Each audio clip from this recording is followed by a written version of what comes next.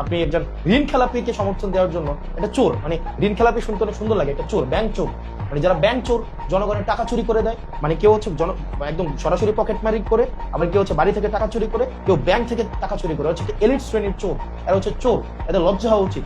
এই চোরগুলা ব্যাংক থেকে টাকা চুরি করে করে হচ্ছে নিজের ছেলে মেয়েদেরকে এবং পরিবারকে বিলাসী জীবনযাপন করায়, ওদের লজ্জা হওয়া উচিত এই ব্যাংক চোরদের। এই ব্যাংক চোর এবং হচ্ছে এই যে জনগণের টাকা যারা চুরি করে, আপনারা যারা এদের পক্ষ নিচ্ছেন, নিজেকে একবার চিন্তা করে দেখেন তো, আপনার সন্তান কিন্তু ঠিকই প্রাইমারি স্কুলে পড়ে, আপনার ছেলেকে কিন্তু ঠিকই দুবাই গিয়ে হচ্ছে কামলা দিচ্ছে আমার বাপের মতো, আপনার ছেলে হচ্ছে ঠিকই ওমান, দুবাই, কাতার, সৌদি আরব যাচ্ছে।